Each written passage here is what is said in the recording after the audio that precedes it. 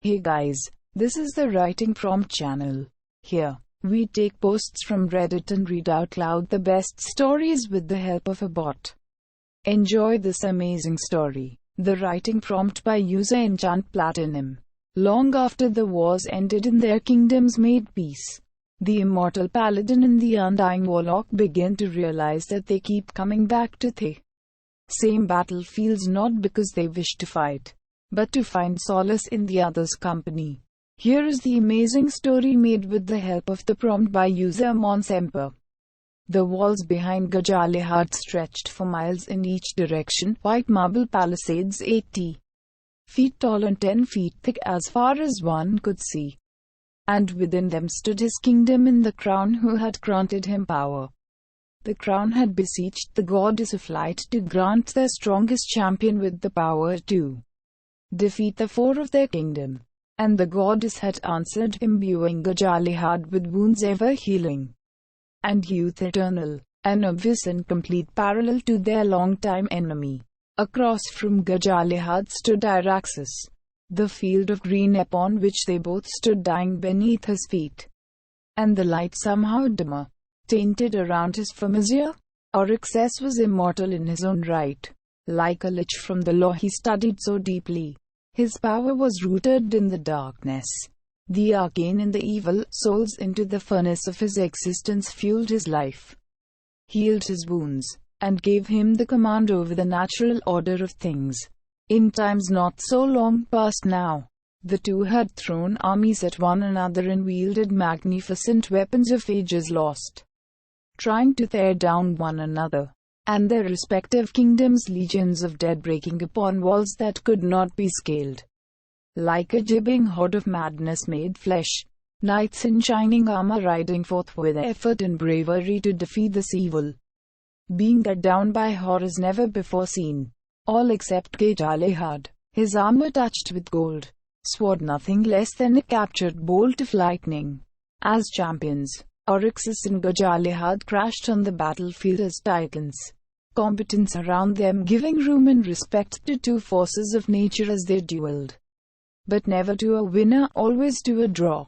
The dead would exhaust the power of Iraxis, and the loss of life would deter Gajalihad from pressing further. Attrition was the answer to a question they began to ponder over time. But soon the world moved on. The crown that has blessed Gajalihad, his power fell from grace. But the goddess never withdrew her gift. No less, she ceased speaking to anyone at all. And the priests simply mimicked ancient customs for 100 years. He no longer heard her comforting whisper any longer.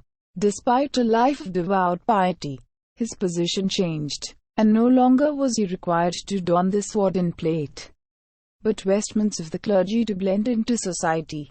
Soon he was not more than a legend inside the great walled city. Oryxes faced a similar challenge as the world grew and evolved. He had become adept at raising the dead from massive battlefields and recruiting a standing army. But technology had swiftly crashed into the realm of things that only magic could do before. Great machines of gunpowder and steel would destroy hundreds of dead in a single shot, and siege warfare became pointless as crops were grown behind walls and on rooftops, hidden away from the outside world. Anymore, Oryxes was hissed as a curse. The name spit from tongues not with awe and fear, but with disdain at any inconvenience. A milk went stepped on a field mouse in the barn. Oryxes, take this damn thing, some threat.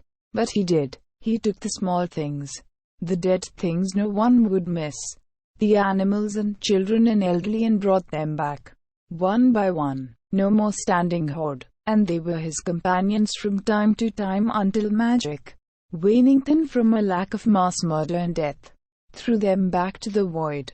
Eventually, he would retreat into the modern magic sciences, as people began calling them, wielding chemical compounds and twisting nature in an all too familiar fashion. 200 years had passed since they met on the field of battle for the last time. Oryxes, grievously wounded, and Gajalihad, taut and exhausted, each sounding the retreat for their forces. And again, behind Gajalihad stood great white palisades, stretching to each side, now mounted with large cannons and sentry posts. He strode confidently out among the gardens and fields where farmers grew crops.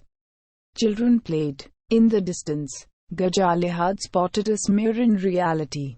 A dark void that came and went as quickly as lightning flashed, and its place stood Iraxis. Gajalehad hadn't seen the foe for the entirety of those 200 years and was not prepared in the slightest, feigning his own strength. He strode forward confidently to greet the slightly hunched, old as he ever was man. He could hear from the few hundred feet he had yet to cross as Oryx's speed words at him. "Have a tea, court." A small, bony sparrow smashed into Gajalehad's chest, chirped and then ignited into a small puff of violet flame. Oryx's fumed as this attack was not even rebuffed, simply laughed at as the men grew closer together, threatening postures declining as each saw the other for the first time in so long. Gajalehad stood scant feet from his enemy, arms outstretched and smiled. "Welcome, oldest four. You have lost, because, well, here we are, alive and city bustling, the world thriving away from your lechery." Oryxus simply nodded his agreement, looking about them with a sigh. "It's nothing so terrible as I had imagined. I find this place, a battlefield of old, to be one of the few places that bring me comfort. The blood spilled here, and the death and decay beneath this pleasant field restore what little of my strength I hold on to." A brief nod and Gajalehad looked about, acknowledging that the battlefield of old was now a beautiful field, with houses being raised in the distance, cobblestone road leading to the city, and a river trickling not far away. "I believe, Oryxus, that we are the only two of our kind, and we shall likely live to make sure no others come after. Let us meet here, and enjoy this peace every so often as a reminder." "Yes, court." Oryxus didn't agree, nor did he disagree. He simply vanished in a thick cloud of black flies. A slip in space, all that remained for a brief moment before disappearing as well. Gajalehad sighed, turned about and walked back to the city, taking his time to tussle the hair of the children and kick a small leather ball around with the older boys before returning to the church for the evening. Years passed yet again, years into decades, decades into centuries. The world changed even more rapidly now. The church changing along with it, the goddess was forsaken, and an all-encompassing god took her place, with many similar features. While Gajalehad spoke against this, everyone who remembered him, and even his legend, had long since passed by. With great sadness he accepted this, and kept his worship to himself in his own quarters. Knowing the true divine has long since gone silent, he paid lip service to keep his position in the church, and overall provided the exact same comfort to those who came to them in times of need.